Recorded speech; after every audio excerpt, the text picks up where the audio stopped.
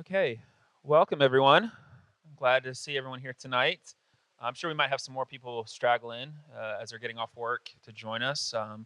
But I just want to thank you for joining us for our discussion tonight as we finish out our series on the four loves with a panel discussion, allowing us just to kind of dive into some of um, practicality in regards to what the four loves, the implications of the four loves in regards to our lives, and it comes to relationships and friendships and intimacy. And we as a staff felt like it would just be very pertinent for us to just have some more hands-on discussion in regards to this topic. But as far as our discussion goes tonight, um, I'm going to let the panelists introduce themselves. But before we dive in, I think it's just appropriate that we start off with a word of prayer. And I have not asked her this until now, but I'm going to ask Janika to open us up with a word of prayer if she can do that. So,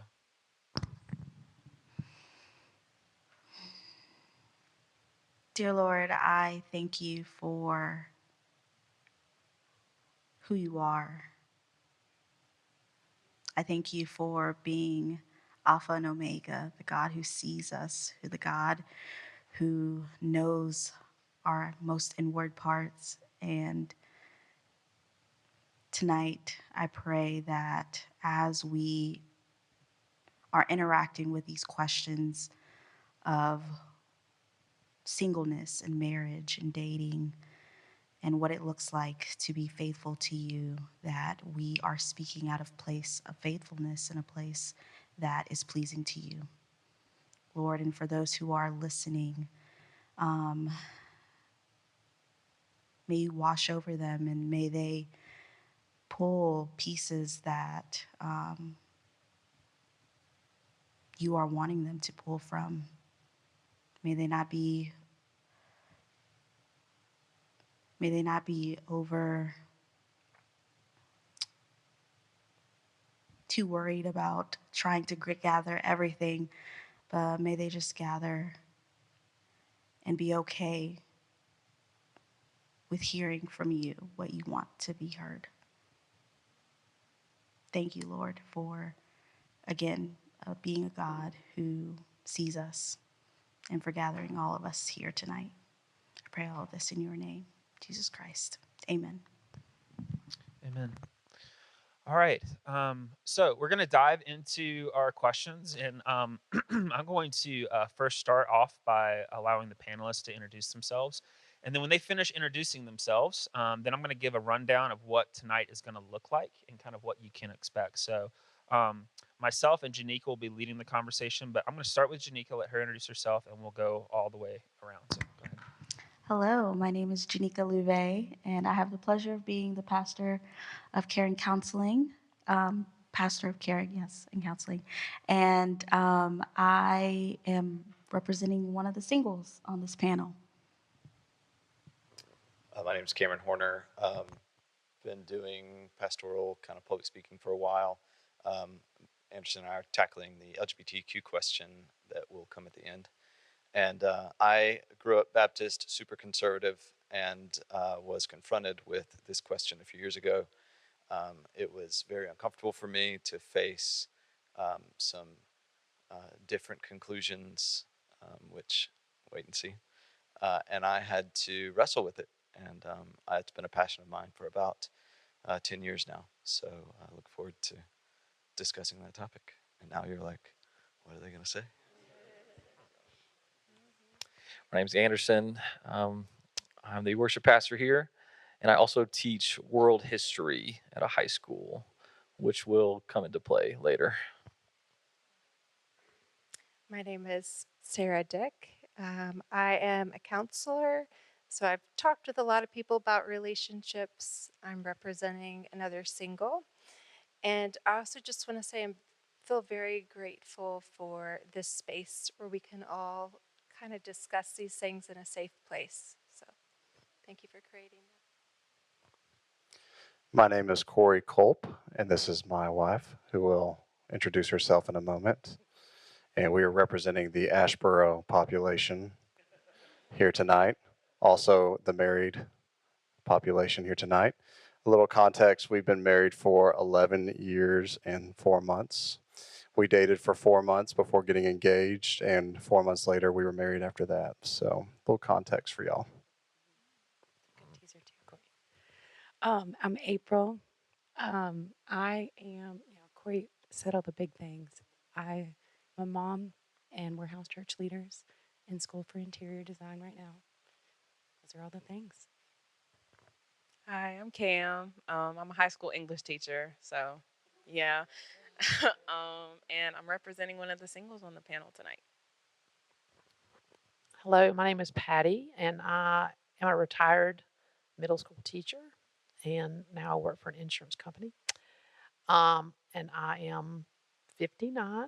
I'll be 60 in June, and I have never been married, so I'm single. My name is Jay Sykes, and I'm pastor over house churches here at Emmaus. And me and my wife, Erin, who is not here tonight, we have been married for, it'll be 6 years actually in 2 weeks. So yeah. So I know this is kind of awkward when we do this, but can we give everyone a round of applause just for their willingness to be here tonight, spend a Friday night? So we're going to go through all of these questions that were submitted. We had a lot of good questions that were submitted, and I thank you for the questions. And we're going to answer 19 of them tonight. Now, there were more than 19 questions, and unfortunately, some of them overlapped when they were submitted, and some of them, we had someone that was just being funny. I don't know why they decided to do that. I'm not even going to give them the space to acknowledge them, even though I kind of am already. But anyway, my point being, if there is a question that you tried to submit and we did not answer it, we have a great pastoral staff here at Emmaus that will answer any question if you just ask us. So if there's something that does not get answered tonight, or you want more context, you're more than welcome to ask me, ask Anderson, Janika, or Pastor Josh. Pastor Josh just hangs out here at the church during the week and is usually very lonely. So if you want to come visit with him and ask him questions, I'm sure he would love that. Yes, bring coffee. But one of our 5 rhythms here is learning. And if there is a question that you ever have as far as attending Emmaus or something comes up, we are always available to answer a question. And you don't need to come in with like, is that a dumb question? Am I allowed to ask that? No, ask the question.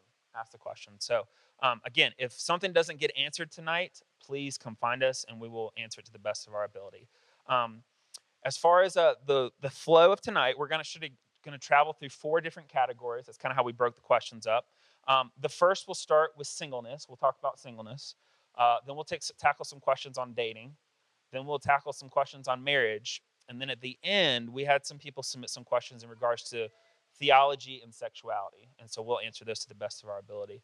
But I'm going to open it up, and I'm actually going to let Janika start us out with the first question. And our panelists will jump in and answer that question as we go. So we'll go ahead, Janika. So, our first question is, what are some practical ways to find contentment in singleness while desiring marriage?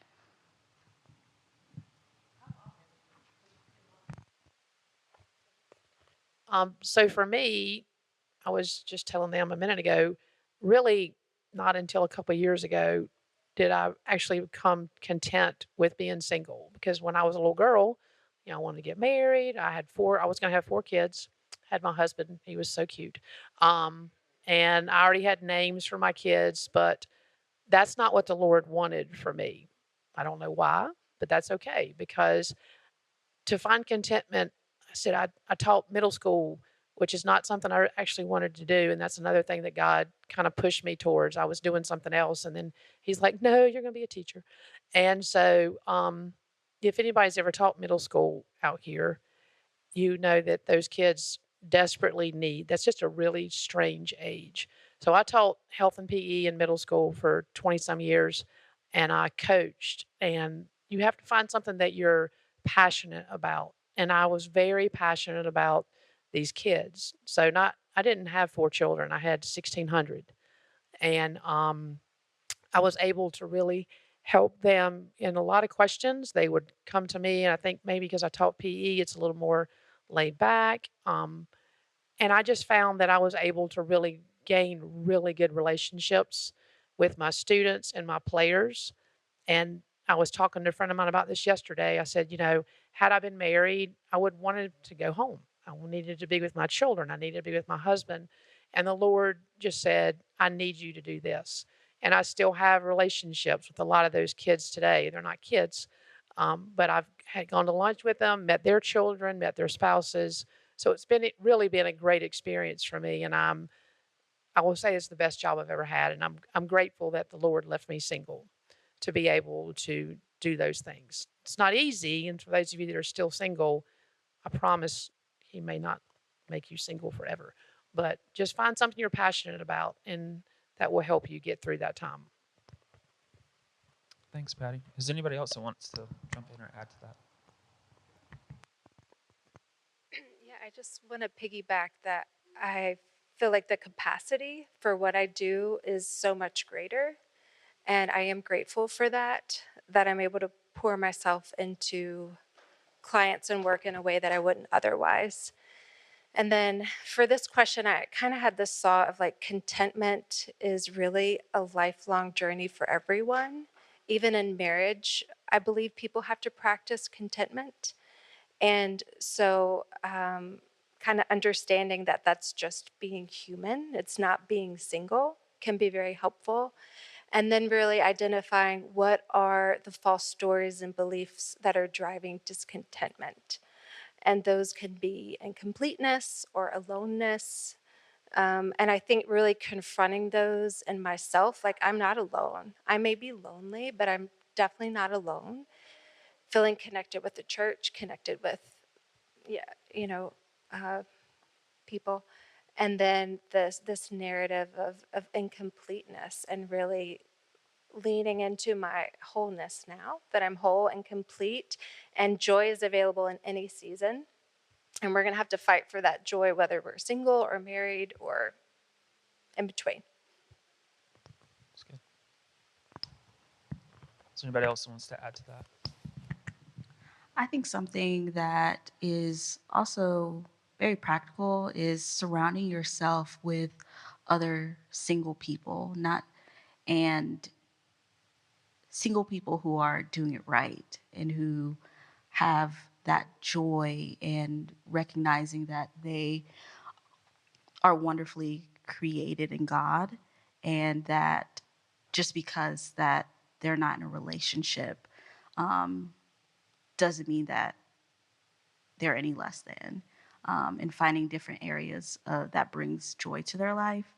And I think too, recognizing, like you were saying, that I think there is that factor of loneliness in your singleness, and not just trying to fake it till you make it, but facing it head on, of just the reality that, yeah, sometimes it is lonely, and sometimes I wish that there was someone else here, a significant other that I was experiencing these moments in life with, but also taking it to God, because He is capable of holding that with me as well. Yeah, I think it's important for us to recognize in everything that's been said here. I think that we, particularly in our culture, the danger is really the contentment part of not being able to actually attain the contentment, because unfortunately in our culture we hold on to the anxiety of what's next. And we constantly, I mean, we live in a Netflix, are you ready for the next episode? Let's binge it all in one night. I want to know what's next. I live in the anxiety of the future. And I think that that's really the biggest thing I remember in my longing of singleness before I got married, and I got married later, as far as some people are, I guess some people would consider. But as far as getting married later, if there's any regret I have of my singleness, is not enjoying the present for what it was. Because the reality is, when you get married, it's just going to be a new set of issues that you run into in regards to your loneliness. It is possible to be married and still be lonely. And so it's just very important, and that would be my advice, is that be present. And I see that in scripture as well too, with the disciples and the people around Jesus are constantly asking Jesus, is it time now? Like, is this it? Like, you've come, is it time now? And he's constantly saying, no, it's not time now, not yet. And so we have to kind of live in that as well too, and being present in our moment and asking, what is God doing in this moment versus why hasn't God come on through for a moment that has not yet come to us? So, yeah. Does anybody else wants to add to that question? If not, we're going to move on to our next question. Shanika, do you want to go ahead and move us on to our next question? What is one thing you wish the church understood about singleness, and how can the church better include and support singles in its community life?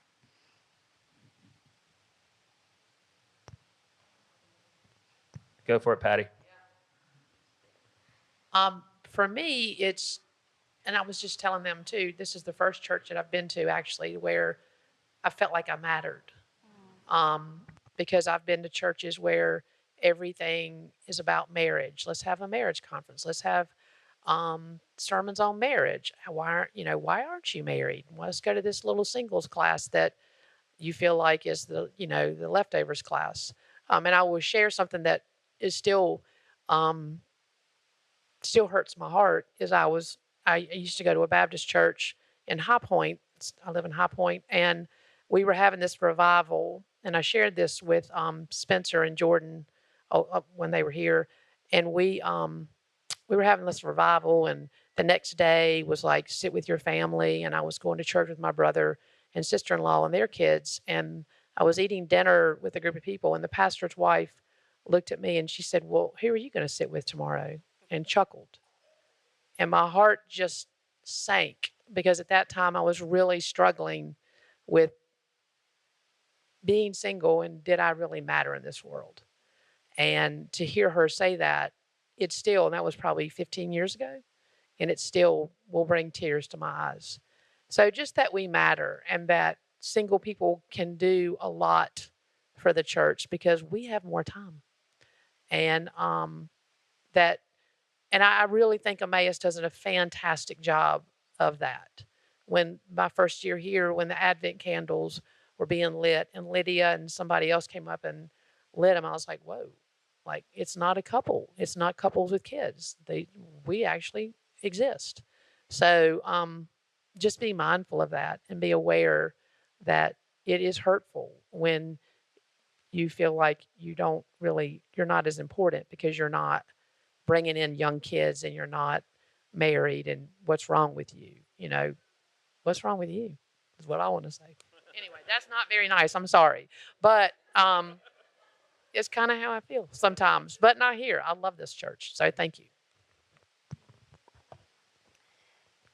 Yeah, I'll add to that. I feel like I also appreciate this community from the pulpit talking about singleness as a sacred gift and as a wholeness, and being aware that marriage is often idolized in church communities. And I think from my experience, I've felt that at times where people share their testimony, and these are believers in their 60s, 70s, and it's growing up, it's the hardship, and then it ends with, and then I got married and met Susan, and that's the end of the testimony. And I just feel like that sense of our story doesn't end with marriage, but sometimes it feels like that's the goal.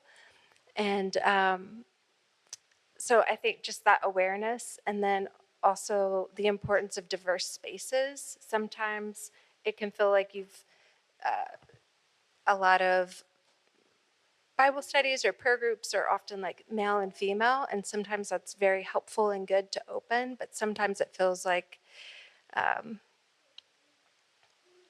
something is lost in like the lack of diverse spaces and diverse genders and life stages. And so I think continuing to create those diverse spaces.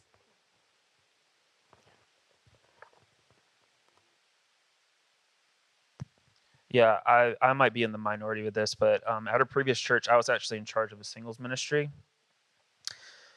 And it was a nightmare, mostly because most of the people that were there were just trying to find someone that they could marry. And I think that's great. There's good and there's pros in that. But I think in what Sarah was saying, is that I found a lot in a lot of those discussions, while there was camaraderie and there was an ability to affirm each other in our stage of life that we were in, there was also an element of the blind leading the blind, because we were not in a space with married folks and people who had maybe stepped into some things that we had not stepped into as young single professionals. And so I do think that the point about diversity, I think it's good to have your single friends. You need that. I think it's also good for you to just simply walk up to, and I think married couple, it should be two ways. And maybe this is, we're answering the question of how the church does not support singles, is because a lot of married folks, when they get married, they forget the single folks. And I think when you get married, that's another opportunity for you to reach out to someone who's single and say, we would love to have you guys over, have you over for dinner, or we'd love to have discussions with you. Or if you're single, to reach out to a married couple and not feel weird to say, hey, I would love to get dinner with you guys, or come and just spend time with your family. And I will say this, and I know Josh is in the crowd and he might disagree, but I know as far as leading house churches and groups, we will never have affinity-based groups as long as I'm leading house churches here at Emmaus. There will never be marriage groups, singles groups, because we as a community, as the body of Christ, have to be in community together and not just based upon affinity of what stage of life we find ourselves in. So yeah. Sorry. But I like to add, I think a common misconception too is just this idea that if someone is single, that it was a choice made for them instead of something that they could have chose for themselves as like a sacred season. Like that there was something that they felt made them a better person outside of looking for another person for comfort, because jumping off of what you said, it can be idolizing and kind of detrimental to look at people and what they can do for me outside of what I can already get from God. And when we kind of enter into that space where when we meet single people, it's not always just that's where they are. Like it's I don't want to say like a downgrade, but that's kind of like the misconception behind it. And I think supporting would just be understanding that this might be healthier, and that everybody doesn't always look at look at a relationship as the highest form of reward, if that makes sense.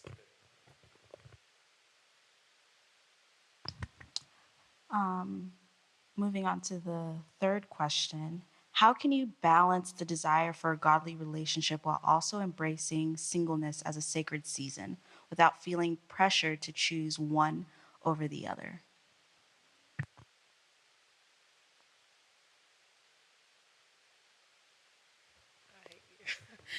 Um, okay, so like speaking from it from my perspective, and I'm speaking only for me, it doesn't make me feel like I'm choosing one over the other if I desire marriage, because I value my single season as something that was very sacred to me.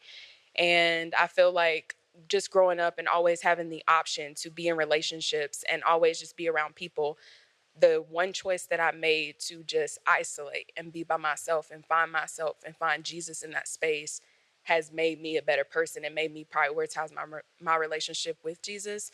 And so when I think about the desire for a godly marriage, it almost makes my expectations so much higher, for I'm not willing to give up this sacred single season unless this godly marriage that I desire pulls me higher than this. So I don't feel like I'm choosing one over the other. I feel like my sacred single season like genuinely is raising the bar for what this looks like. And I enjoy and I'm content in where I am. And even though I desire something, like even if it doesn't come, I am content here. And if it does come, I know it's going to raise me higher than where I am. So I think that's kind of how I think about it in the balance. It's great, Kim. Anybody have anything else they want to add to that?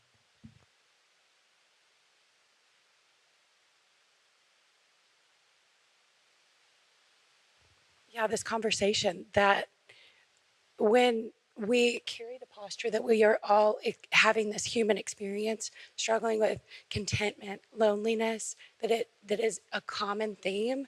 I feel like we can make space for people to dress for the season that they're in, and then even being on the heels of the love, all the loves that we went through, when we are living this integrated life, I feel like we're not isolating eros to this moment, or phileo to this moment, but we're integrating these fulfilling love practices within these bodies that we're living well, because we've said, I see your station and it matters. and you see my station, and we're sharing, like we value and hold that with the same amount of weight. Well, let's keep chugging along. We're now going to transition into the realm of dating. And so our first question in regards to dating is, how do you view the idea of dating someone with the hope of leading them to faith? Who's ready to take a swing? All right. So from a prescriptive Just stand, FYI, this is also in Christianese called missionary dating. yes, So yeah, colloquially known. From a prescriptive standpoint, it's not a great idea. I think often I say that with the caveat of knowing great people who this has been a part of their story, and they both love Jesus and are serving Jesus, and I love that and support that. The problem with their narrative is they're the minority and not the majority, I would say. And that, I mean, I can think of so many friends who have started dating someone who is not a believer, and that friend is no longer a believer. So I would say, from that standpoint, I think it is dating someone is hard enough. Trying to convince that person to adopt an entirely different worldview, sheesh. I mean, that's bold, I would say. I would say too, if you can trust God enough to enter this missionary dating and believe that he could bring that person to love, I think, or to love him and to bring him or her into a place of knowing who they are, I think we can also trust and believe in God to also bring you a person who already is in alignment in as well, that he is big enough and capable enough to know your heart's desire.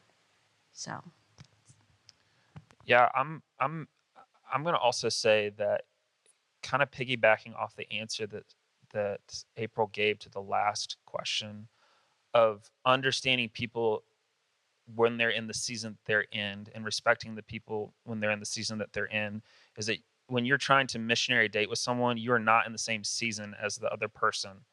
And honestly, if I'm being very blunt and directive, if you really want this person to come to Christ so that you feel better about dating this person, it's not about them or Christ, it's about you. And that's the big thing that we have to reconcile. Now, again, going back to what Anderson said, sure, there are very rare exceptions, but 9 times out of 10, it's usually not going to end well. So yeah, it's just it's a question of wisdom. Is it wise? Sure, you can take a swing at it. You can try, but are you willing for the heartache if it doesn't go well for you or for the other person in that situation?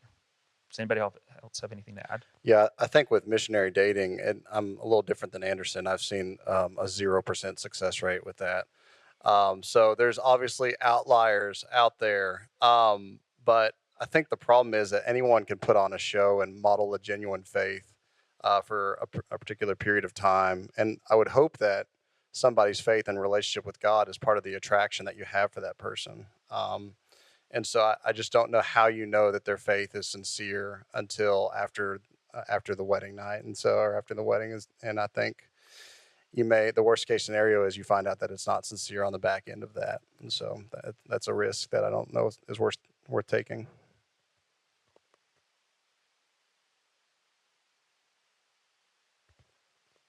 I don't I don't have like a negative or a positive take. I look at it more so like it requires so much self-work in order to get into that. Like when I see like of leading someone else to faith, your own faith walk and journey is just something very, I feel it's just priority, and it's just dangerous sometimes. So when I think about it in a negative light, I almost want to say it's like a protective state.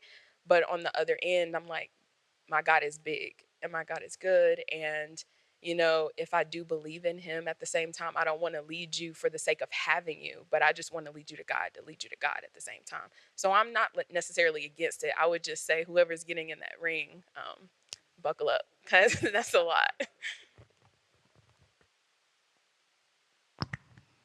How can you determine if you are spiritually compatible with someone you're dating?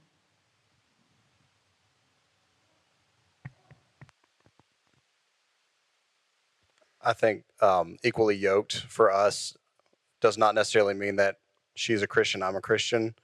I think it's the same direction and the same effort. For April and I, we weren't necessarily. We had come to a place in our singleness where we were okay. Like we were just our affection was being poured out on the Lord, and I think in our journey we were both heading in the same direction, following after Him. And it just was like we looked over and saw each other heading in the same direction. And we're like, "Hey, you want to go together? Okay, cool." Like that was kind of how it worked out for us. And so I think equally yoked, like we were putting all of our effort into following Him and saying, "Wherever you lead, we'll follow." And I think, yeah, so I think same direction, same effort, and the equal yoke idea.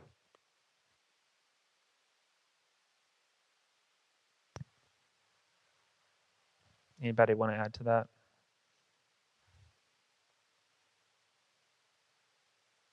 I think honestly, just having a direct conversation is great as well too. As far as determining, how do you determine if you're spiritually compatible? And I think a lot of it is just alignment and goals. What is your vision for marriage? What is your vision? And she's not here. My wife's not here tonight. But I'll be honest. On our first date, I asked some very point blank questions to her, and essentially, uh, we both came to the agreement like either we're in this together to get married, and if there's ever a moment where we don't feel like there's a moment where we're going to get married, it needs to end. And it's just very blunt conversation instead of some of the stuff of him hawing like I don't know, maybe we'll just feel it out, we'll just see where things go. I think just having a vision for what you're wanting to accomplish in that relationship and then being on board with that is just the biggest part of it. So And Jay, to add on to what you were saying, like I think if you're having conversations with them and the extent of your spiritual conversation has a lot more depth than the extent of their spiritual conversation, I think there's a spiritual phileo to be had.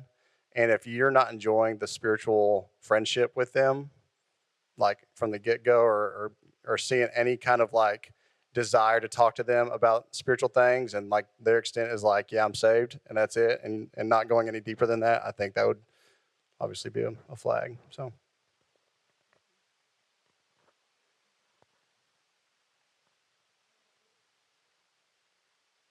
I just was thinking as you were talking, like, is this also someone who's embodying Christ and the Spirit of God? And do you feel more loved and more like a child of God and more, yeah, does it like make you want to know God more? Is that person living out Christ likeness? And I think you can tell that by how you feel around that person. Cameron, you had to say Yeah, I just want to add one thing. What they've said is the most important part. I want to speak to the person who gets like decision fatigue and is frozen in place. We are all on a different place in our spiritual journey. So just because you guys aren't identical doesn't mean there's not compatibility. Um, yeah. What they said is the most important part, but for those people who are kind of like that, they have to look exactly this way, maybe relinquish some of that potentially. So. yeah, I think at the end of it, it's just the question of is this person chasing after Jesus? Like, do they truly love Jesus? And when you ask them that question, how do they answer that question as well too? So let's move on to the next question. Janika, you want to go ahead? What are your thoughts on couples living together or sharing a bed before marriage?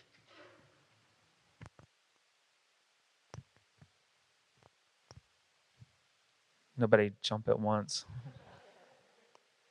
I would say from a church standpoint, from a theology standpoint, from an orthodoxy standpoint, our belief as a church is that God's design for sex is within the context of marriage. And we talked about that a few weeks ago.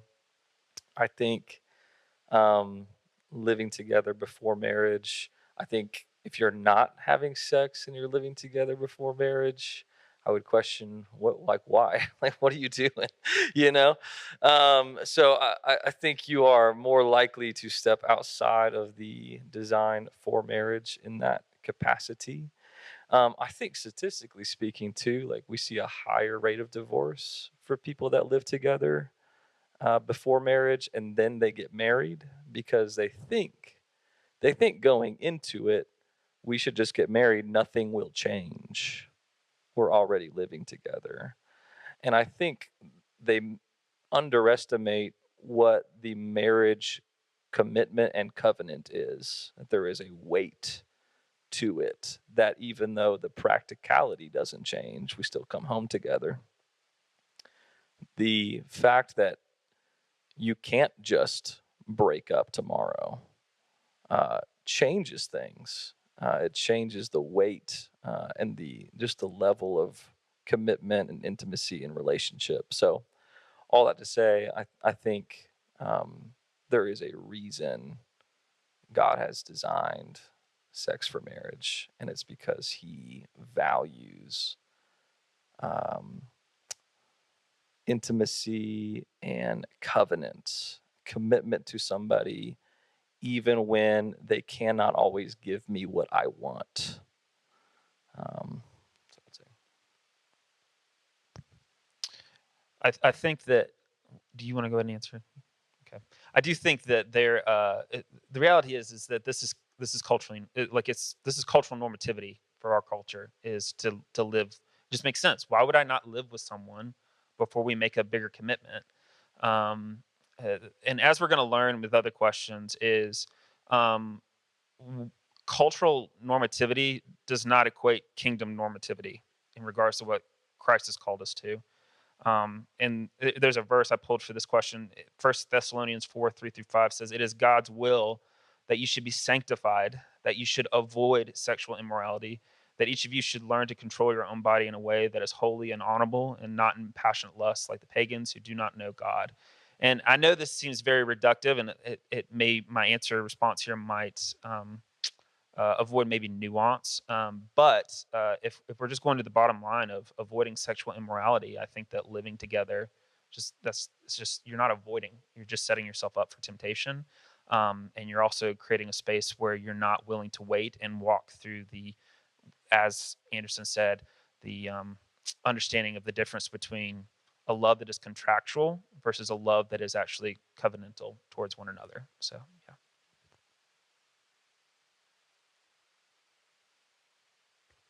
When I saw this question, I just saw a picture of like a person walking into a vignette of like an adult film, like an adult, what's it called? Like a strip club, adult strip club. But yeah, gentleman's club. But it's a vignette. And what they see is they go in and they say, they're like closing their eyes and they're like, just in there, but I can close my eyes in here. But outside and on top and around them is like love, like true, authentic love. But in this vignette, they get so comfortable. Like they go in, they're like, I'm closing my eyes. I'm not, like I'm putting myself in this temptation, but I'm just like closing my eyes. But around it, if they could see outside of the vignette, what they would see is that there is more to this tiny little piece of what you're experiencing. And I will say, we have people in our community where we've had to have this discussion. Like we've had to have discussions about people living together. And in some situations, it hasn't gone well. Some people have said, no, I'm going to do my own thing. I'm going to continue living and, we're going to do, and that's fine. If that's what you want to do, that's what you want to do. We also have amazing stories of couples who were like, okay, we recognize this and we're going to trust God. And one of us is going to move out and we're going to trust the process. And those couples that I know of are married now. And they are walking in the way that I feel like God has called them to. and they're finding so much more abundance and life in their relationship. So again, one of these things is, again, the cultural normativity says no, it makes sense to do this, and the Lord is telling us, trust me in this process. I just need you to trust me in this process. So I think if there's anything to walk away from this, it's just the question of, are you truly trusting the Lord? So yeah. How can the church better support dating couples rather than primarily focusing on married and engaged couples?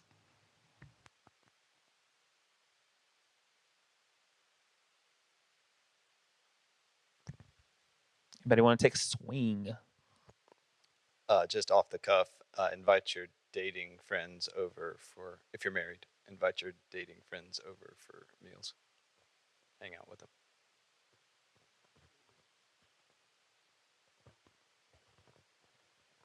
Also, if you're dating and you want to know more, intrude upon people that are married and you respect their relationship and want to learn more, feel free to ask.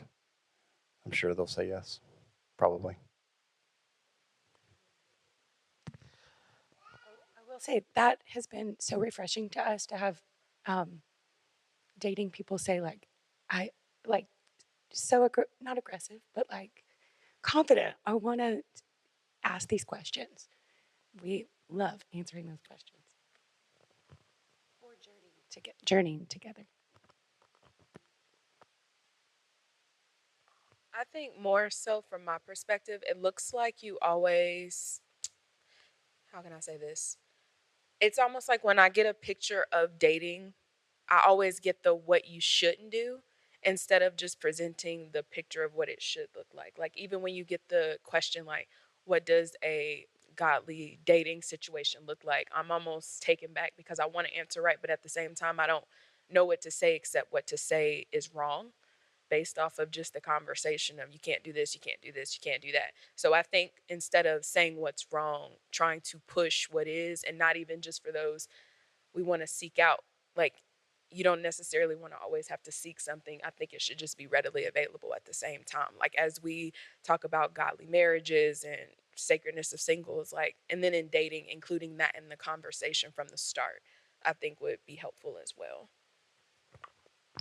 I think supporting and asking developing questions of how are you still as individuals growing in your relationship with God? How are you edifying this relationship and how are you bringing each other closer to God?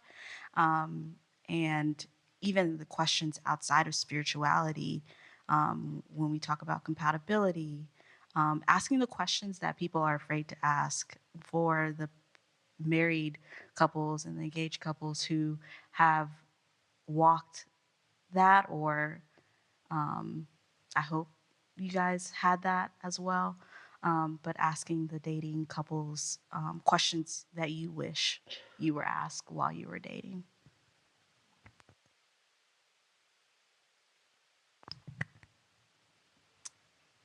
Okay, so going on to the next question. Is it normal to feel torn between the desire for love and the fear of losing independence in a relationship? And how can someone navigate this tension without feeling stuck?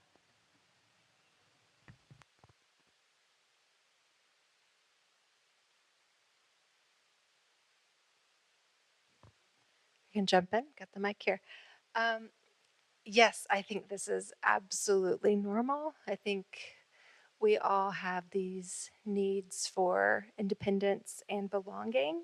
And in relationships, God designed us to be in relationships with others. And there is always this tension of solitude and togetherness, stability and freedom, independence and interdependence. And so I think it's normal to kind of feel those tugs and really building awareness of like which side do you tend to go towards, more of the wanting to cling to independence or wanting to cling to and cling to love, and then like kind of prayerfully bringing that to God and considering leaning a little bit in the other direction. How would that maybe affect relationships, my relationships? How would that feel different? And then if that feels really stuck for you, which can absolutely happen to all of us, I kind of like to think of God as the ultimate attachment figure. And when there's anxiety or insecurity, to kind of go back to that and attaching with God as Father, really getting secure in your relationship with Him, and then returning and seeing how things feel. But yeah, that the ultimate secure attachment is going to be with God. That's the safe foundation from which we explore relationships. That's good. Thank you. Anybody else want to add to that? Fantastic answer.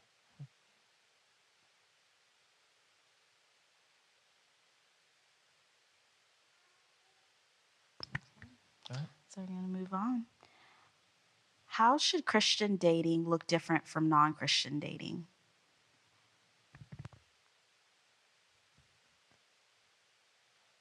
You met in a church and not in a bar, I guess.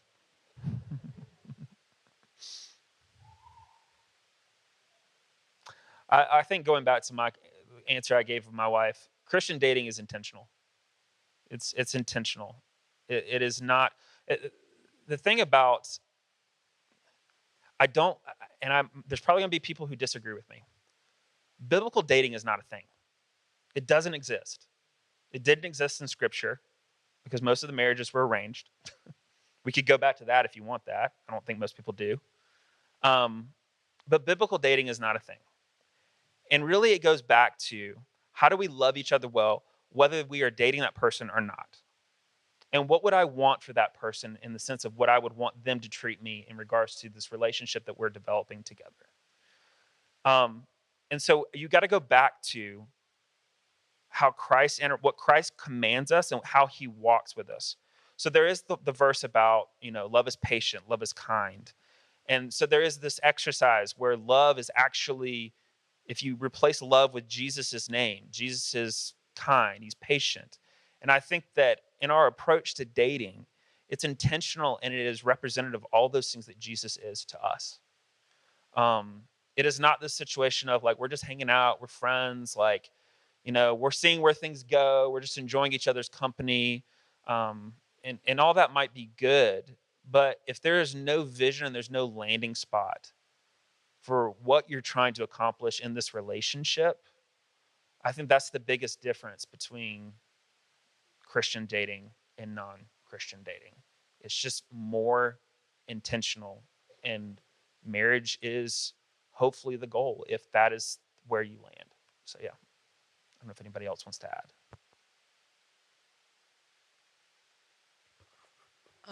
I think my approach on it is just more so when you say non-Christian versus Christian, the only thing I hear is that Christ is at the center.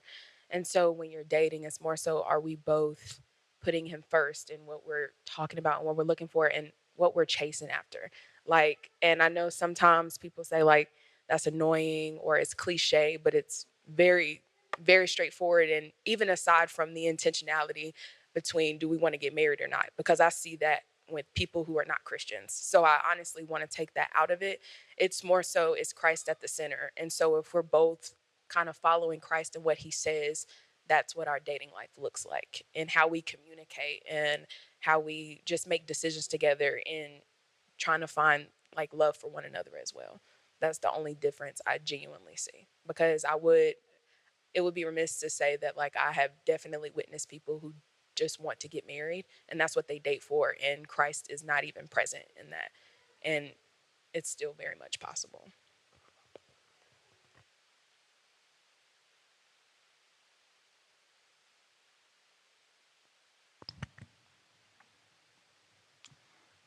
And just to add on to those wonderful answers, I think if I were dating right now, I would lean heavily on the house church that I was a part of. And I think there's a lot of safety and security to come alongside people who are walking with you, for accountability, for speaking into you and the relationship, just coming alongside and latching on.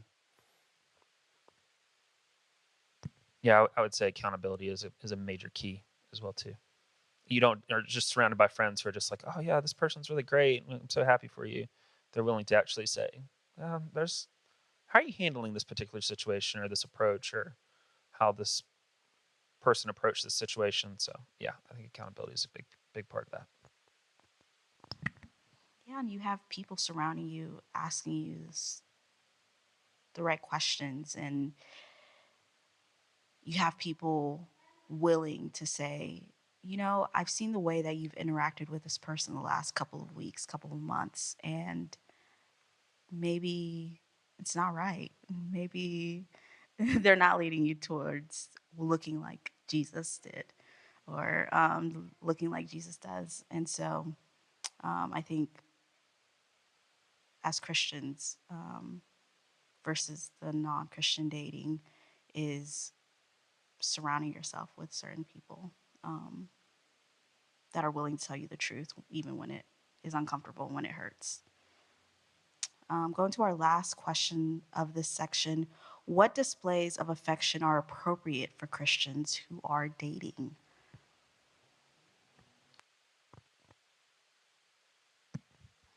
I can think of so many Christian colloquialisms right now. If it ain't in the light, it ain't right. If it ain't in the light, it ain't right. No purple. I think that was the other one that I was. No purple. But seriously, is anybody wants to jump in and start this answering this question?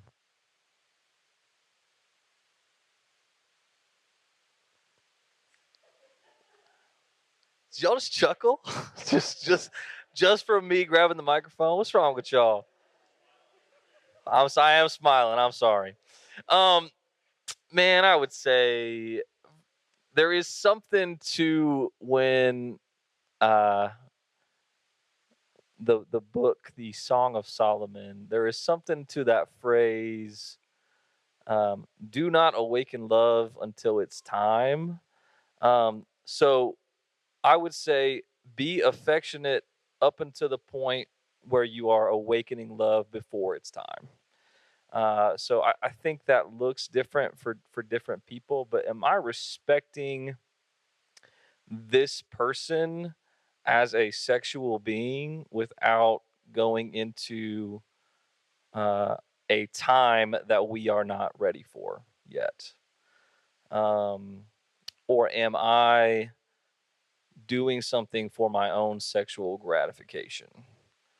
I think those are the questions I would be asking, maybe more than anything.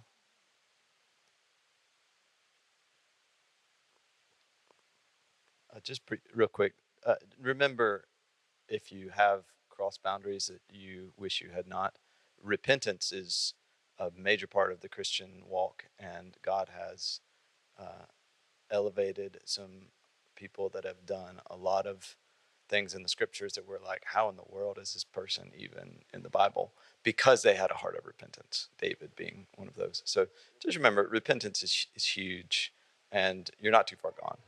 You know.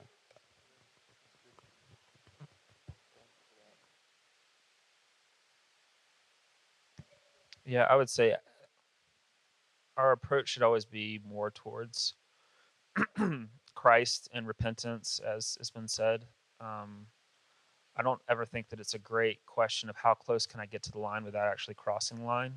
I think it's more of where is Christ in all this, and how can I be drawn closer to Christ in my relationship, and us both of us in our relationship.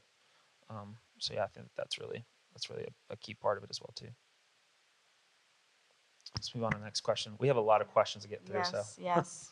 So we are now in the section of marriage. How would you define a healthy marriage?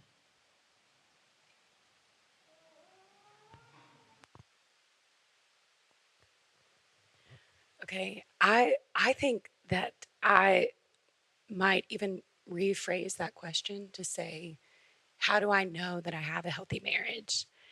And I say that because I don't necessarily think a healthy marriage is this absolute state that we've achieved, but or like a 3-step program. I think it's a gauge that we measure as we walk on the way with Jesus. And I think there's 2 things that come to mind as we've assessed our marriage that have been helpful.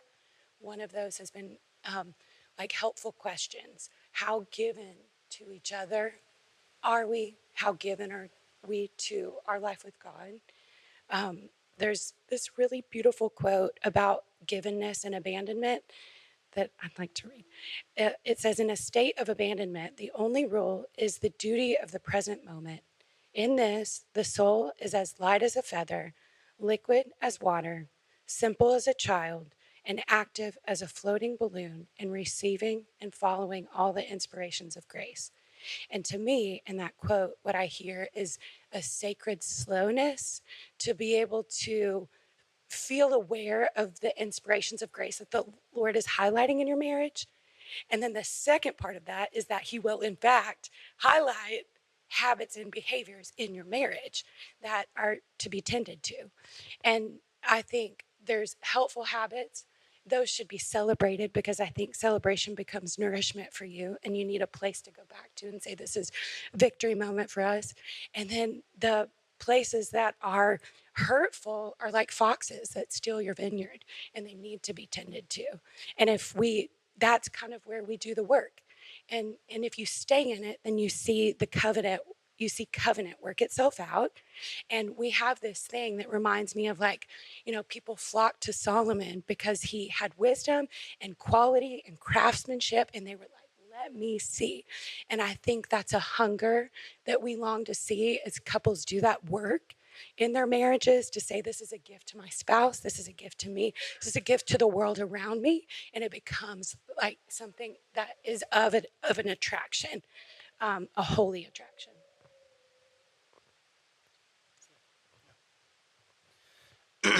If you don't know April and I very well, there's check. Did I lose it? Okay. If you don't know us very well, we are about as different as two people can get. And I would put us against anybody out there. We are very, very different people, but we love Jesus a lot. And that really drew us together. April is, Enneagram talk really helped us out. So, like, she's a 4, I'm a 5. She's emotional quotient, I'm intelligence quotient. Like, we talk language of my heart feels this, and I talk, this is what my brain thinks. And the compatibility issues of that are manifold.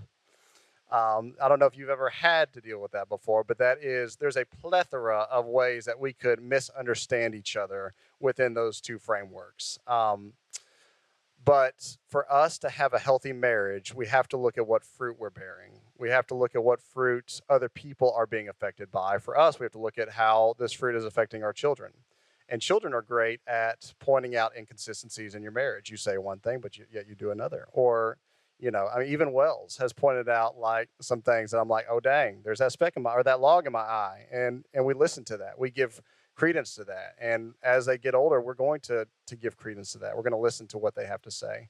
But I think if you remember back to one of Spencer's sermons way back when, he talked about the number one predictor for divorce within couples as defined by John Gottman, who's done a lot of scientific background and understanding of, like, they actually analyzed couples in a room with microphones and videos and, didn't go to the bathroom and other areas, but, they kept it clean and took a lot of data. And what they found consistently as the number one predictor for divorce was contempt. And I looked up contempt, and it's the feeling that a person or their feelings is beneath consideration. It's worthless, it's deserving scorn, it is scoffing at the idea that someone has advice and thoughts worth listening to. And I feel like that is a temptation in any relationship, is to say, your feelings are less than mine, your thoughts are less than mine, and therefore I am right. And I think sometimes in our relationship, like, sometimes things are worth going into conflict for if you're in, like, a zone of, what is it called? The zone of a window of tolerance. Like, if we're in a good window of tolerance and I'm feeling good and I'm not stressed out and the children aren't, doing all these things and we can actually work something out. I lost my train of thought there. It's going to be really good. If we're in a window of tolerance and we can work things out, then great. Let's work it out right then and there. And sometimes it's like, hey, we'll work it out tomorrow. But we always need to give credence to what the other has to say. We need to consider it. Sometimes there's some of us who, like, seek righteousness and justice, and, like, I really feel that this is right. Like, let's talk about this. I really feel like this is right. And sometimes you just got to let that go for the sake of the relationship. And so there are times when you can come back and have those conversations. It's really about giving weight to the other person's perspective, It's about going to these most deep ingrained beliefs. Like April, one of the reasons I knew April and I would work out and make it through anything that was difficult was when we were having these really deep conversations about what the Lord, what I felt the Lord was calling me to, and actually moving to North Carolina. And April had just taken this job at a mega church and like the missions director, and I was posing all these ideas, and I was like, this is what I feel like the Lord is calling us to as a generation. At like for me personally, and April was willing to like look at her most deep ingrained beliefs and put them before the Lord and say, Lord, is this what you have for me? Is this not because she wanted to date me or because she wanted to go my own way? She was like, Lord, like, what is it that you're calling your church to? What is it that you're calling your people to? What is biblically like the right way of doing this? And I knew that if she was willing to put her most deep ingrained beliefs up to the Lord, and I was willing to do that in humility and bending our knees, then there wasn't anything that we couldn't overcome. It's great. We're actually going to skip the next question because I feel like that question got answered in this one. So we're going to skip ahead to how should a married couple navigate differences in desire for physical intimacy while ensuring they love and respect each other well?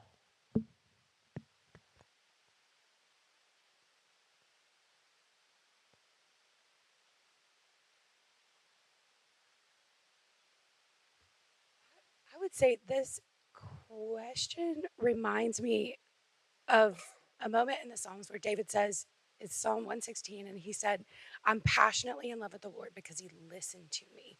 And I feel like the posture of listening matters so much in our marriage, like Corey just said. Matters in general, like just listening.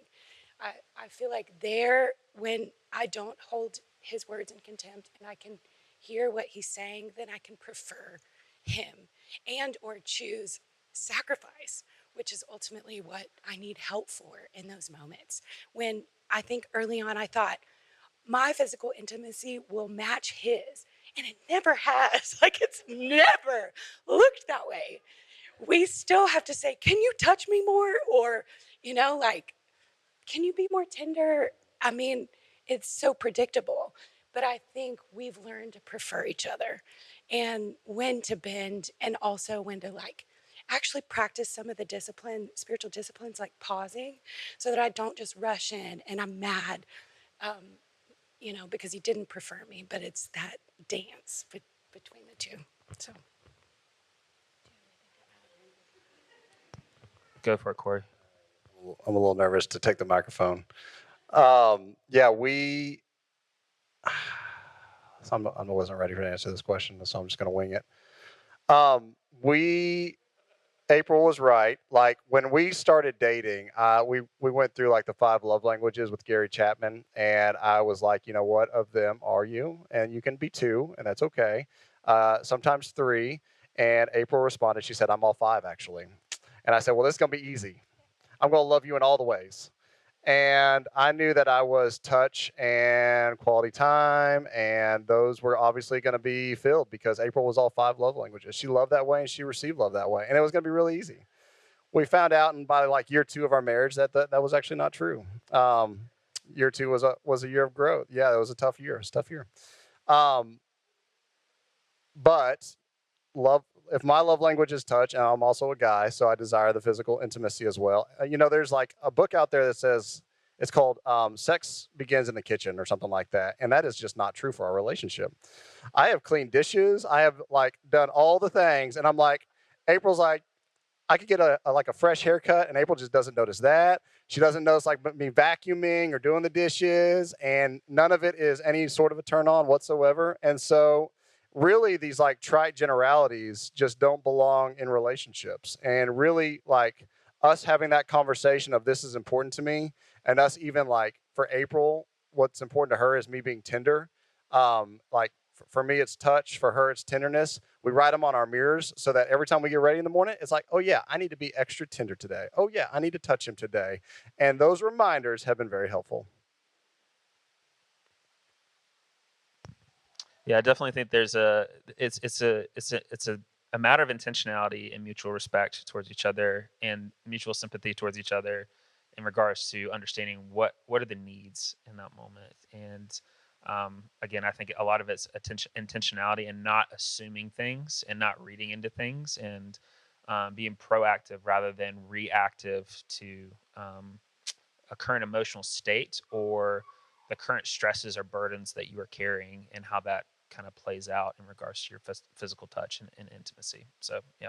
And there are a lot of opportunities for offense, like they are ample. And if you're willing to put your pride on the away and just say, hey, this is what I need right now, that could be like the end goal is connection. The end goal is intimacy.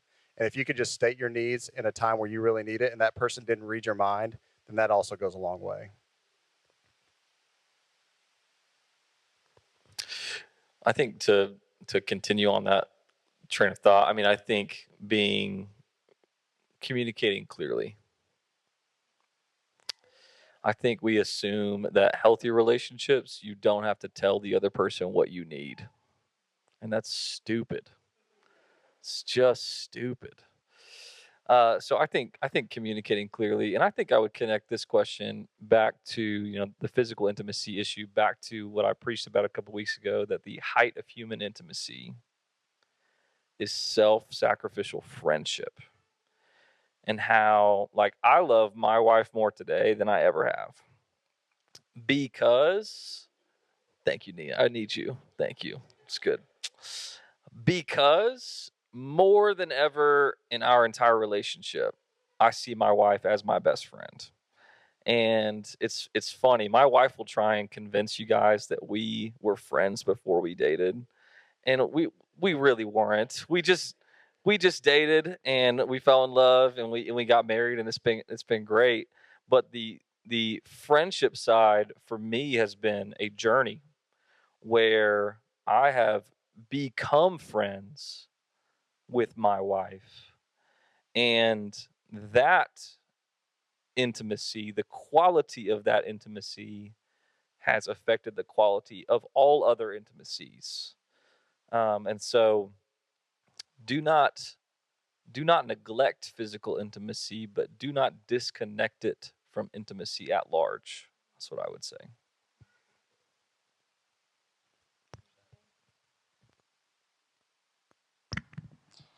And then our last two questions are surrounding children. In what ways did having children impact your marriage, and how did you navigate those changes? And then I'm going to combine both of the last two, if that's okay. Is it biblically or morally wrong for a married couple to choose not to have children? So, why don't you can y'all quickly answer the first one, and then we'll jump into the second? I would just say it changes everything and it changes nothing. It changes everything in the way that your whole life is rearranged. Priorities, time, energy, everything gets shifted. And it changes nothing because you still desire so much of what your life looked like with your spouse. You want to connect the way you did. You want to have endless coffee time, like we go to the table at 7 a.m. You just don't get to do that. So I think there's this moment of saying, Nia, I see you. I think there's this moment of you realizing like you're going to have to shift. And that period just takes longer than it should or that you think it should. So having a lot of space to just let it be, try things, reformulate. That's very vague, but yeah, it's real.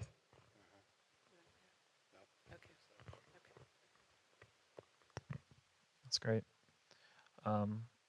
Second part of that question was, is it biblically or morally wrong not to have children? So we know that having children is definitely going to affect your day to day. And for those who don't know me and my wife's story, we went from having no kids to having 3 kids within a year. And that was through adoption and through our first biological little girl that we had last January. So is it biblically or morally wrong for us not to have children, or to choose not to have children as a married couple?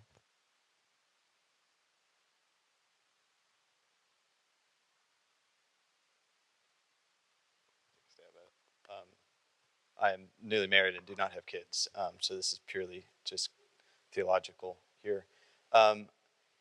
I also want to say that I am coming at this question as a person who has a disability, that the question of fertility is a big one. Okay, so I get that world. When the Institute of Marriage was created, it was created as be fruitful, multiply, and fill the earth. Everything outside of that's multi-layered. Subduing the earth is a priestly role. But one of the fundamental parts of that calling is being fruitful and multiplying. We're kind of in a cultural setting where that question is almost like, that's a strange question. Of course it's okay to get married and not have kids. Like, why would that even be a question? I actually would pose to you that if you are getting married, you need to wrestle with that question. If you're married, you need to wrestle with that question. Because actually the Institute of Marriage was created as a life-giving, procreative institution. There are legitimate reasons to decide, no, we're not going to have kids.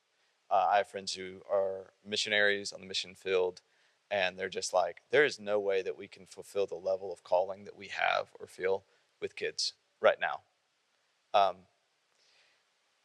There's also, I also don't want to say it's wrong to be in a marriage and not have kids. There are people who are married and found out they can't have kids. They're not in sin, okay? I could very well be in that situation. That's not a sinful state. It's more the motivation going in and saying, well, we just want to get married because we love each other and want to have sex. Well, the act of sex itself is a procreative act. And I think we just need to slow down and wrestle with the fact that, oh, actually, I've just kind of been taking this for granted. Yeah, anyway.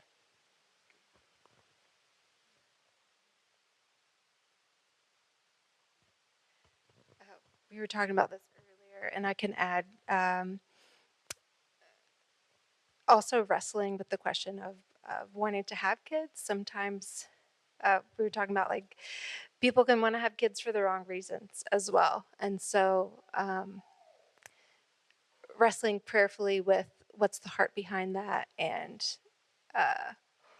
what's the vision and calling, and if that's something to fulfill some sort of need that only God can, that can also happen. So just wrestling with the question all the way around.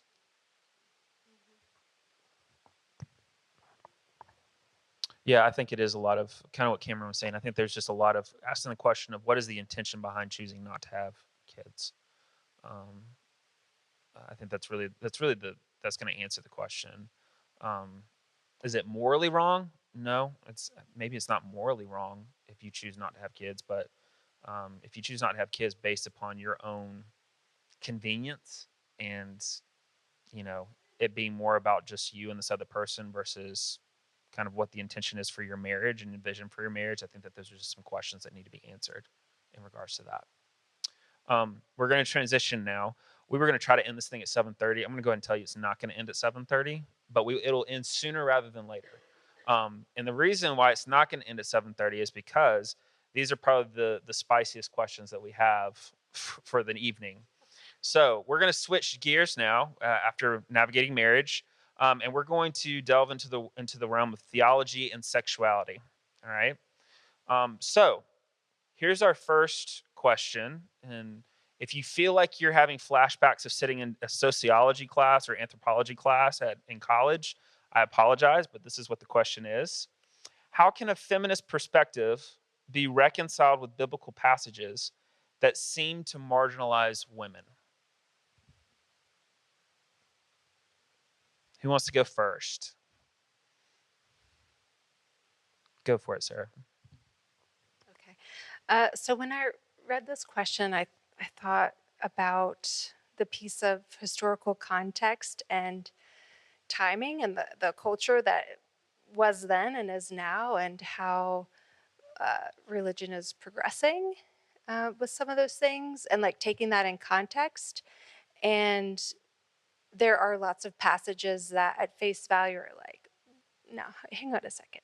So I think like having a heart of curiosity to dig into those passages, to read slowly, to think what is the cultural context of that. And then the umbrella over all of that is remembering the heart of God. And the heart of God is that he loves women. And Jesus I think of the story of the woman, washing his feet and with the perfume, and like just what he did for so many marginalized women, and to remember that Jesus doesn't marginalize women, the culture does, and just remembering the heart of God.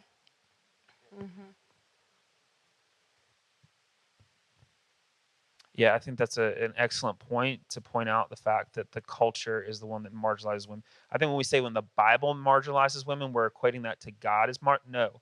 Mankind has marginalized women, and we need to understand the distinction that just because it's in the Bible, it doesn't necessarily mean the Bible is endorsing it. So we just need to keep that in mind. Yeah, just super brief. I'm sorry, I didn't mean to cut you off. Just super brief. As a kind of biblical studies guy, the feminist scholars who have gone back and forth over the Bible actually have brought a lot of illumination of ways that we have misread the Bible. So I'm a beneficiary of decades of their work. So find them and read them. A little bit of controversy, but more so when I see the feminist perspective to be reconciled, I look at it like sometimes the feminist perspective and just the marginalization of women both can be problematic in their own fields. For example, when you talk about looking at everything from a feminist perspective, it can be problematic because sometimes in trying to raise and highlight women, it can kind of demean the value of men in the same sense. And then when I see marginalization of women, absolutely, and that piggybacks back off of what you said, when they need to kind of meet, it's almost like you have to see Jesus in the text outside of culture and what men can sometimes pollute in a sense that has nothing to do with Jesus. And be careful as far as trying to highlight the feminist perspective from a woman to make you feel the most comfortable, because in the same sense, a lot of what we read in the Bible and a lot of what we are taking from biblical passages isn't something that's just always comfortable in our skin. So when I'm looking at the passages, I think that always like give me the most discomfort. Yes, it's coming from a culture that is like pushing me down, but also what am I missing in trying to think that everything is wrong in here? What do I have to gain from it, if that makes sense? I think we also just need to remember that, yes, there are some terrible things that happen to women in Scripture. There's also the fact that the gospel is based on the account of two women. The first people that spread the good news that Jesus had risen from the dead were women in a culture that did not really count on the word of women.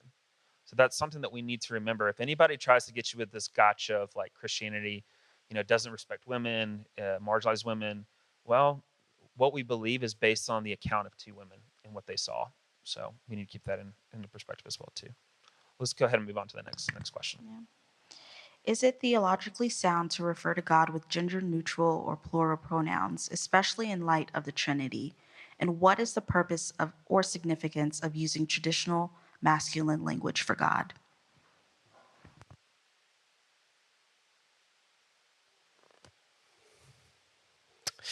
I'd say a few things here.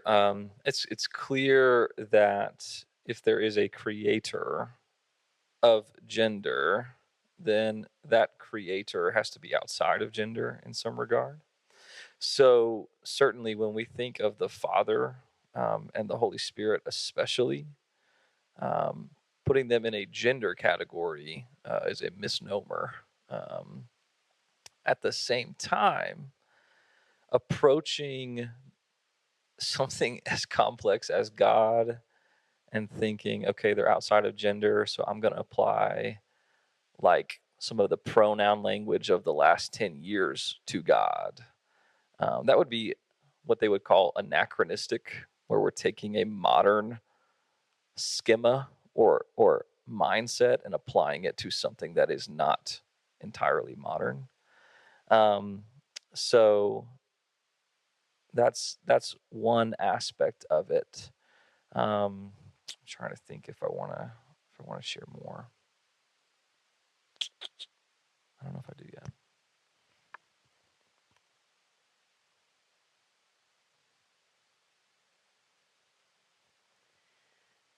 I love this question because I feel like it captures like you're saying, how the mystery of God and the Trinity, and this humility that there is way more that we don't know than we do know, and approaching that with awe. Um, the scriptures describe God as Father, but also as creator and this birthing creation. And there are different scriptures that like talk about God as nurturing and healing, and like the wings of the hen protecting the chick. And there's just such a bigness with who God is. And I think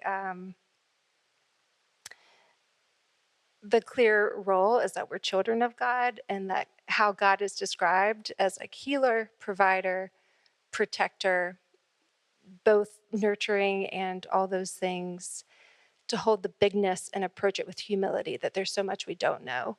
But then also with this question, I'm curious, like the heart behind it, and if there's like a fear of saying the wrong thing or trying to fit into culture, or say what's needed, and just to kind of be curious about that, and not feel fear about saying the wrong thing or trying to be like, I think I forgot the word you said, but like culturally the scheme of now. So yeah. The other thing I wanted to add, I think, is that sometimes, man, we English speakers are not, we are ignorant a lot of the times when it comes to the function of language. And so the Greek especially is more similar. If I had to pick between, is Greek similar to English or is it similar to Spanish? It's more similar to Spanish, especially in regard to the idea of like Spanish, there is the male and the female. But one of the things that we confuse in the New Testament, the Greek words for spirit are often female words. And we English speakers think, okay, that means God is female. Well, again, I've just done the same thing wrong when people assume that God is male. I've just done the exact same thing. And here's the thing with Spanish, Gabi, correct me if I'm wrong, la escuela, there is nothing female necessarily about an escuela. It is a system. It is a system by which the language is built, but that does not mean that it is giving definition to the word. So approach the scripture on its own terms. If there could be a theme for this theological segment, approach it on its own terms. That's great. That's a great response. Let's move on to the next one. I'll do this one. I'm going to butcher this Greek word that's used here, so Cameron will correct me. But how should we understand the term arsenokotai in Scripture in light of scholarly debate? And how can Christians engage in conversation about LGBTQ plus inclusion while remaining faithful to a Christ-centered ethic of love and grace? Cameron, what is the correct pronunciation of the word? I don't know, but arsenokoitai. Thanks. Yeah, arsenokoitai is what I'm going to say. Okay, we're going to a little bit divide this question into two parts. But I want you to notice that word debate, scholarly debate. I want to clarify a little bit about what the debate is and what the debate is not. First of all, we're not dealing with a debate in this section about church opinion versus the world's opinion. What we're going to discuss, and really what is pertinent for a Christian life, is what does the believer, based on the Bible and church history, believe about these questions. Really, if you distill the issue down, the debate down, it comes down to a debate of what is the definition of marriage. Because nobody's out there within the Christian space asking, hey, can LGBTQ people have illicit, crazy sex whenever they want? Words can come to mind what that could look like. I don't That- mean to interrupt you, but go ahead and what is the Greek word? Like, what does the Greek word translate to, so people understand what we're talking about here? Yeah, so traditionally, arsenokoitai is translated as homosexual or homosexuality or homosexual action. Okay, thanks. Yeah, good. Thank you. We're talking about LGBTQ issues, specifically same-sex attraction. But nobody is asking, can same-sex attracted people have like illicit sex whenever they want? The question is, can two same-sex attracted people who are followers of Jesus get married in a God-ordained way, and within the covenant of marriage have then same-sex sexual actions there? Sorry, I'm butchering some of that. But that's the question. To answer that question, then, you have to go to the Bible and say, okay, what is the Bible saying and what does it mean? And is Paul specifically prohibiting two people who are same-sex attracted, who love each other, who want to be committed to each other, is he prohibiting them from getting married and having same-sex sexual relations? To answer some of the next part, I'm going to give it to Anderson. So I want to approach part of this from, and I'm going to bring y'all into the weeds. I live in the weeds, okay? So I want to approach this in two ways. There have been, especially in the last 40 years, I would say two primary arguments for why maybe we're interpreting it wrong. So maybe God is okay with homosexuality. I hear that argument a lot. Or that God is okay with loving monogamous homosexual marriage, homosexual sex. One of those arguments is that perhaps the context of when this word is used, arsenokoitai, which is Timothy and Corinthians, perhaps what is being referred to, and this is where we get into the weeds, is this ancient practice called pederasty, okay?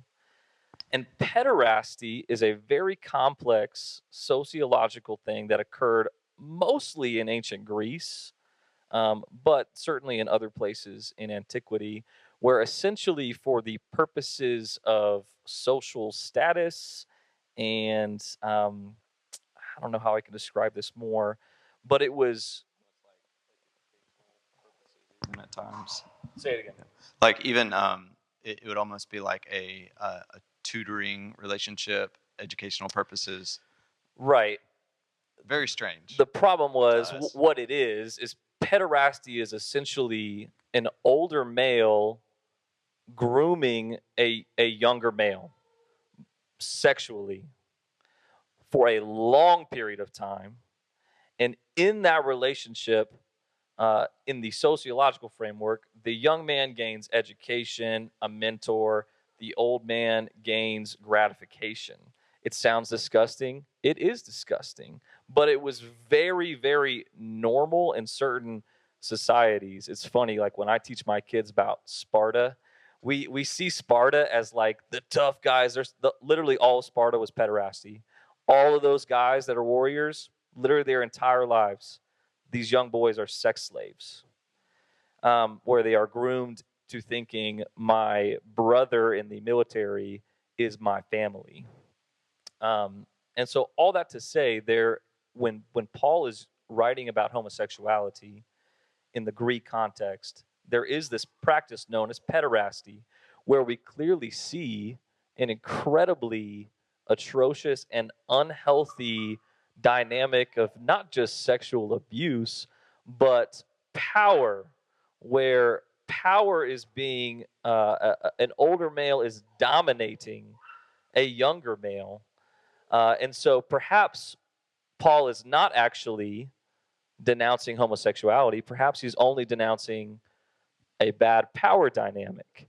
And the reason there's a question about what Paul's denouncing is because the word arsenokoitai only appears one time. I should have said this earlier. No, you're good. Only appears one time in the Bible and doesn't appear anywhere else until 100, 200 years after Paul. So we're like, what does that word actually mean? Is he actually prohibiting what we would call monogamous loving relationships, or is it what? Or is it pederasty? Yeah. And so all that to say, I know I'm talking a lot. It is clear from context he is not talking about pederasty. Okay, there are Greek words for pederasty. This is not that word. He would know that word and that term. So the argument, Paul is just denouncing that horrible thing between older men and younger men. That's just not an historically valid argument. That's the first one that gets brought up a lot, especially in the last 40 years. The second one that gets brought up a lot is perhaps Paul is only condemning homosexual acts because the ancient world doesn't have a framework for healthy monogamous homosexual relationships. And I understand partially where they're coming from because our culture is saturated with the idea of sexual orientation. And so you think of your sexuality as what do you desire? The ancient world focuses more so on what do you do? Not so much what do you desire, but the physical act of sex, homosexual sex versus heterosexual sex. But the problem is, all through, especially Greek history, but we can go back to the Assyrians and find context for genuine, passionate, romantic, homosexual relationships being described and understood. We can see it in pottery, Socrates, Aristotle, Plato. They all discuss these things. I mean, one of the key myths around Greek mythology and Zeus, we use the language in English today of like, you find your other half. Like that's literally part of the mythology of Zeus, where Zeus, when he created humans, almost like split them in half, and you're constantly trying to find your other half for the rest of your life so that you can be whole. And even in some of that language, there's a presentation of that mythology where some of those are homosexual and some of those are heterosexual. So all that to say, I apologize for the weeds. The argument that this is referring to pederasty is a bad argument. It does not stand up to critical scholarship. The argument that they did not have a good context for maybe a loving, monogamous, homosexual relationship, I understand where they are coming from, but that also just does not hold up from my perspective. Awesome. There are more weeds we could get into. We'll avoid those for now. I want to go into the second part of this question, which has more to do with church life. I believe that when we've come to the question of people with same-sex attraction, we have approached it with a lot of fear and misunderstanding. And so when there are so many stories. I grew up in a country conservative Baptist church. And so I get it. I understand the world. But I've heard so many stories as I've waded into this topic more of young people who love Jesus, experience same-sex attraction, and as they're entering puberty, they realize it. They come to a youth leader wanting to just talk about it, say, hey, I'm dealing with this. They know that it's, for some reason, that they're not totally sure why, but they know it's morally wrong or something about it is off. And they just want to talk about it. And they are called abominations. They're kicked out of the church. And too many of them, the statistics I don't have offhand, but too many of them go on to either attempt or succeed at suicide. And this is just the landscape that so many of us have grown up in related to this question. Just fundamentally, it has done us a disservice, but it's also not been thoughtful at just asking a few key questions about our theology or the way we think about same-sex attraction. First one, I really want to ask you to just consider, and some of you have already done this work, but just consider this. Is the experience of same-sex attraction a sin? Meaning, if someone loves Jesus, they're in the church, but they are experiencing same-sex attraction, are they sinning because they have that experience? Or maybe you could say their orientation is for people of the same sex. You don't have to answer that, of course. But I just want you to consider that. I would argue that it's not. Is any temptation sin before it's acted upon in Christian theology? It's not. Temptation, Jesus was tempted in every way as we were, yet without sin. So we need to hold space for people who live with this orientation, who experience this, and say, okay, just because you exist in this way does not mean you are intrinsically in sin or a sinner. You are not an abomination. Okay? That's the first thought. I think of my friend Georgie, who came to me years ago. She came out to me. I don't know why. She didn't know that I had been in this topic for years. She just said, I feel like the Lord is telling me to tell you this. And she, for so many years, was afraid to talk about it, did not want the experience, and tried to pray it away. The phrase, pray the gay away, ex-gay ministries. She did not experience relief and didn't know where to go next. And I simply explained to her the things we're explaining today, but also explained that there will be a day when our mind and our body and our hearts and the physical world around us have greater congruence with each other, right? The same-sex attraction that she doesn't desire will be, it'll come into alignment with God's ways and God's will one day. It will. But she was relieved to know that she can still be a Christian, still love Jesus, still be in the church while experiencing these things.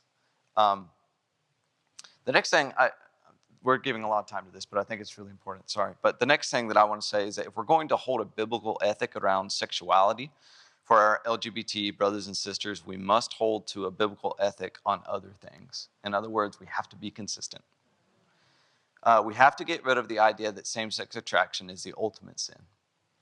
The Bible has some strict things to say about divorce, pornography, living with and sleeping with another person before marriage, chastity and fidelity, in marriage, outside of marriage, greed.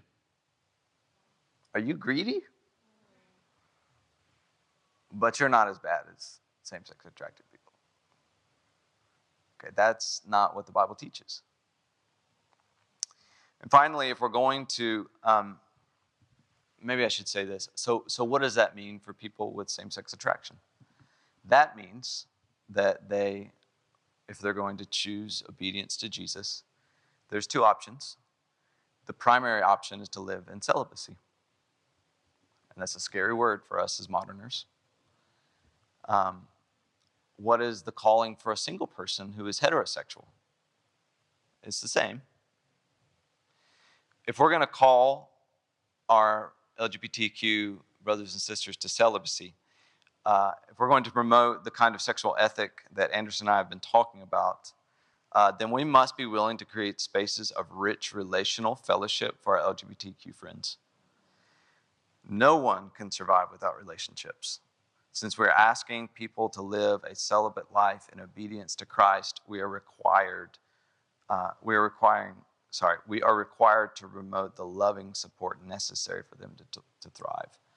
I texted my celibate gay Christian friend asking for some thoughts before this panel. I'm going to close with this.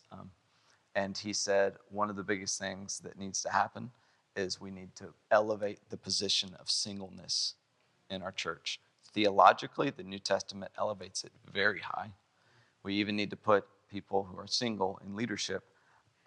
I don't know if the church supports this, I'm sorry, but I would say we need to put celibate, God-loving, devoted LGBTQ people in positions of leadership. That's all I have to say. No, you're good. You're good. And on that point, yes. And that's what we believe here at Emmaus, and as we stand as a community, and as Josh has affirmed as well too. There is no difference, as far as being same-sex attracted and being, hetero. If you are a person that loves Jesus, loves serving Jesus, and we believe that you feel a calling to do that, you have a spot here at Emmaus, and we want that. And I think going back to your main point is, unfortunately, we have created same-sex attraction as this other sin for so long, and not held the same sins that heterosexuals fall into, and creating this dichotomy that one is greater than the other, and it's just not. It's just not.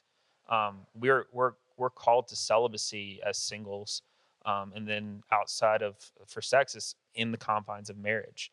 And so I think it's just important for us to have that perspective and to think of it that way, and just to be aware of just how wrong the church has gotten us for just so long, and the confusion with it. So as a church, we want to love people, and we want people that love Jesus and are willing to follow what Jesus has called them to do. So that's just the big point of it. And I appreciate both you and Anderson answering and tackling that question, because again, like I said earlier, as much as the culture wants to create a normalcy with some things, we have to be mindful of a normalcy that Christ has called us to within his kingdom and in his realm. We're going to finish up with this last question. We'll be done. Does David's status as a man after God's own heart and his practice of having multiple wives and concubines suggest that polyamory is permissible for Christians today? I feel like this is kind of one of those trying to gotcha questions, but it's not. No. What you mean? Did you write this question, Josh? What you mean no? That's what you just submitted to. Yeah.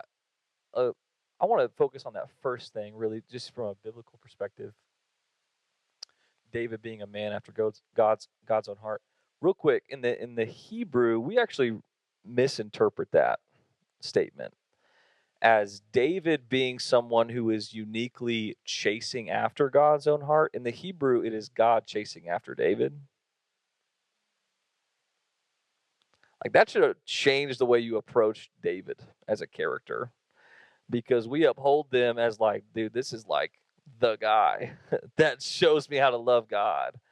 And it is a story of like God trying to show you an example of how much he loves you, how much he chases you, that God is after your heart. So I would reframe that from the get-go. I think that's probably the best thing I can contribute to that question. Do you want to contribute? So first of all, there's a difference. So we're talking about a king, a man having multiple wives. There's a difference between polyamory and polygamy. Polyamory is like, right? Am I getting those definitions right? Yeah. Polyamory is like a bunch of people married, and yeah. Polygamy existed in the ancient world actually for practical and social reasons. So women were the most vulnerable in the ancient world. It's just the reality.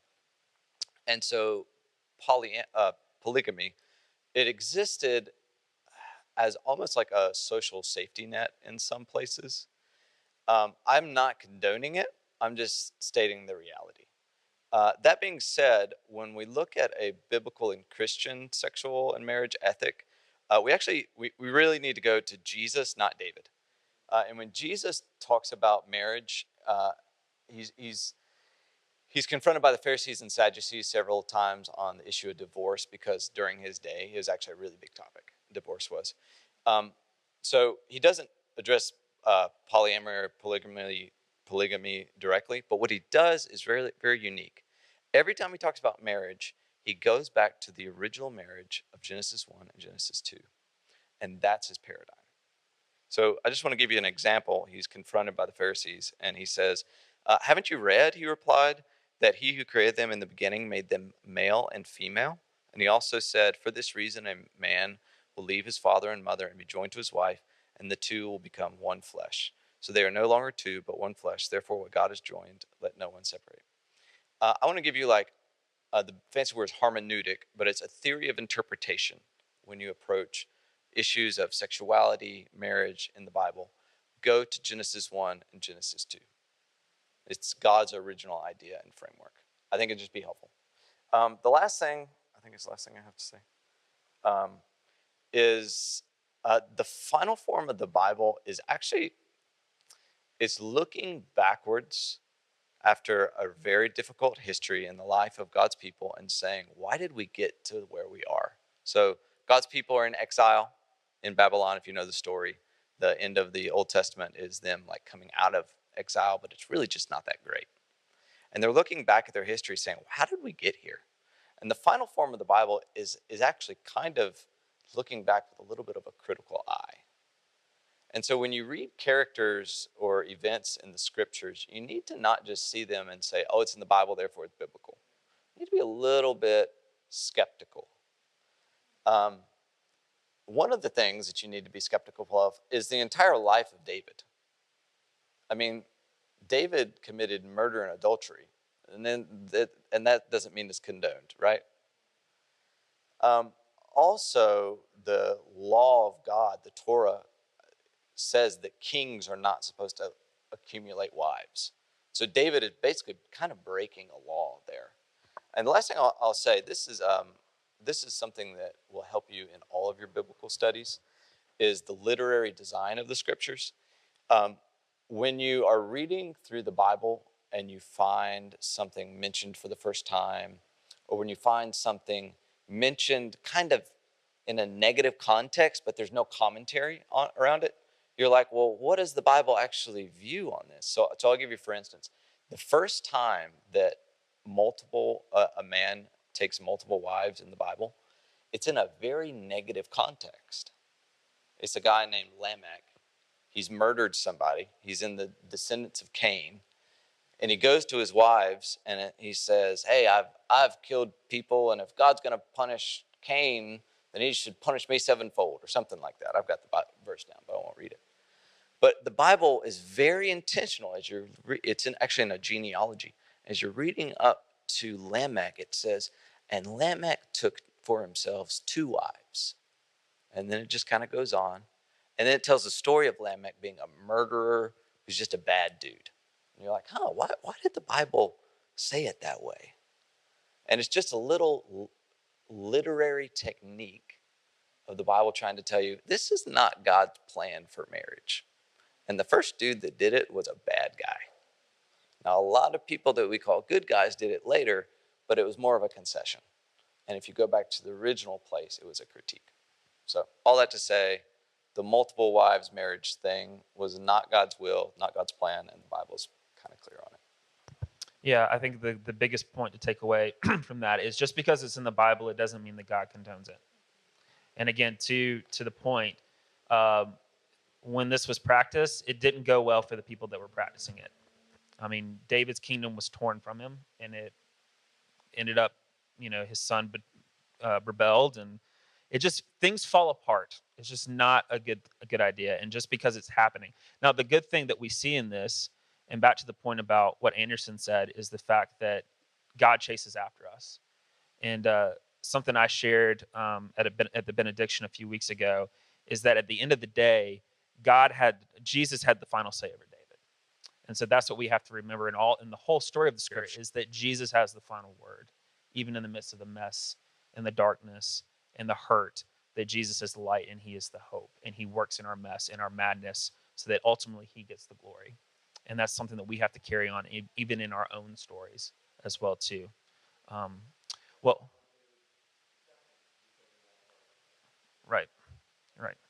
Right.